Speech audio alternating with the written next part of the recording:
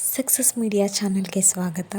ನಾನಿಲ್ಲಿ ಕೇವಲ 2-3 ಇಂಗ್ರೀಡಿಯೆಂಟ್ಸ್ಗಳನ್ನು ಹಾಕಿ ನಾನು ದಟ್ಟವಾಗಿ ಕೂದಲು ಹೇಗೆ ಬೆಳೆಯುತ್ತೆ ಅಂತ ತೋರಿಸ್ತಾ ಇದ್ದೀನಿ. ನೋಡ್ತಾ ಇರ್ಬೋದು, ನಾನಿಲ್ಲಿ ಶುದ್ಧವಾದಂತಹ ಕೊಬ್ಬರಿ ಎಣ್ಣೆಯನ್ನು ತೆಗೆದುಕೊಂಡಿದ್ದೀನಿ.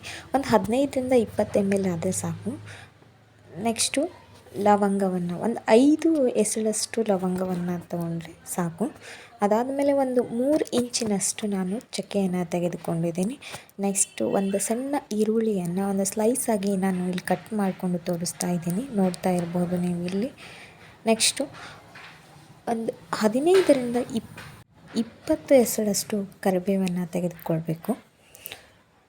ಈ ಎಲ್ಲ ಇಂಗ್ರೀಡಿಯೆಂಟ್ಸ್ಗಳನ್ನು ತೆಗೆದಿಟ್ಕೊಂಡು ಮತ್ತು ನಾವು ತೆಗೆದುಕೊಂಡಂಥ ಶುದ್ಧವಾದಂಥ ಎಣ್ಣೆಯನ್ನು ಜೋಡಿಸ್ಕೊಂಡು ನಾವು ಇಲ್ಲಿ ಒಂದು ಬಾಣಲೆಯನ್ನು ಬಿಸಿ ಇಟ್ಕೊಂಡು ಆ ಬಿಸಿ ಆಗಬೇಕಂದ್ರೆ ಒಂದು 2 ನಿಮಿಷ ವೆಯ್ಟ್ ಮಾಡಿ. ಅದಾದಮೇಲೆ ನಾವು ತೆಗೆದುಕೊಂಡಂತಹ ಶುದ್ಧವಾದಂತಹ ಕೊಬ್ಬರಿ ಎಣ್ಣೆಯನ್ನು ಆ ಬಾಣಲೆಗೆ ಹಾಕಿ ಒಂದು 2 ನಿಮಿಷ ವೆಯ್ಟ್ ಮಾಡಬೇಕು. ಆ 2 ನಿಮಿಷ ವೆಯ್ಟ್ ಮಾಡೋದು ಯಾಕೆ ಅಂದರೆ ಅದು ಸ್ವಲ್ಪ ಬಿಸಿಯಾಗಿ ಉಗುರು ಬೆಚ್ಚಗೆ ಅಂತ ಹೇಳ್ತೀವಲ್ಲ, ಆ ಥರ ಒಂದು ಸ್ವಲ್ಪ ಬಿಸಿ ಆದ ನಂತರ ನಾವು ತೆಗೆದುಕೊಂಡಂತಹ ಚಕ್ಕೆಯನ್ನು ಹಾಕಬೇಕು. ನಾನಿಲ್ಲಿ ಸಣ್ಣದಾಗಿ ಪೀಸ್ ಮಾಡ್ಕೊಳ್ತಾ ಇದ್ದೀನಿ.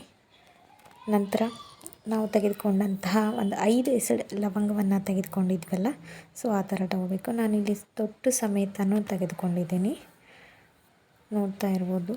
ಮೊದಲೇ ಎಣ್ಣೆ ಸ್ವಲ್ಪ ಬಿಸಿ ಆಗಿತ್ತಲ್ಲ, ಆ ಬಿಸಿ ಆದಾಗ ಲವಂಗ ಮತ್ತು ಚಕ್ಕೆ ಹೇಗೆ ಬೇಯ್ತಾ ಇದೆ ಅಂತ ನೋಡ್ಬೋದು.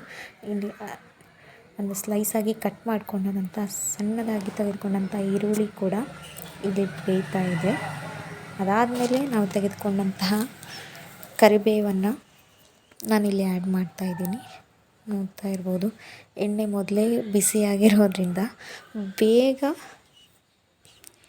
ಅದು ಸೀದು ಹೋಗೋ ಚಾನ್ಸಸ್ ಇರುತ್ತೆ. ಸ್ವಲ್ಪ ಅದನ್ನು ಕಡ್ಡಾಡಿಸ್ತಾ ಇರಬೇಕು, ನೋಡ್ತಾ ಇರ್ಬೋದು. ನಾನು ಹಾಕಿ ಒಂದು 2 ನಿಮಿಷ ಕೂಡ ಆಗಿಲ್ಲ, ಅಷ್ಟರಲ್ಲೇ ಸೊ ಅದು ಬೇಗ ಬ್ರೌನ್ ಕಲರ್ ಆಗಿ ಮಾರ್ಪಾಟಾಗ್ತಾಯಿದೆ. ಇದನ್ನು ಕೇವಲ ಒಂದು 2-3 ನಿಮಿಷ ಬಿಟ್ಟರೆ ಸಾಕು, ಬೇಗ ಅದು ಬಿಸಿಯಾಗಿ ಅದರಲ್ಲಿರುವ ಅಂಶವನ್ನು ಹೀರ್ಕೊಂಡು ಬಿಡುತ್ತೆ.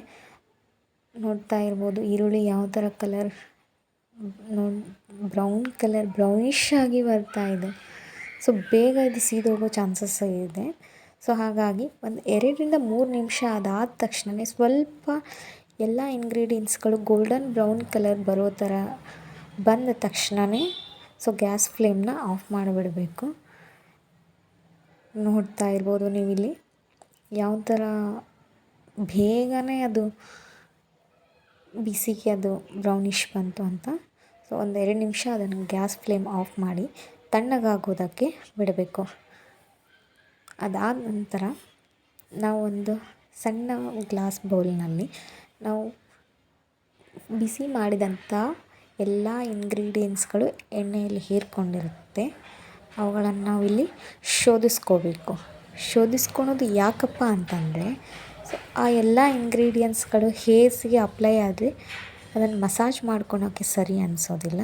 ಸೊ ನಾವಿಲ್ಲಿ ಓನ್ಲಿ ಪ್ಯೂರ್ ಆಯಿಲ್ನ ಮಾತ್ರ ತೆಗೆದುಕೊಳ್ತಾ ಇದ್ದೀನಿ.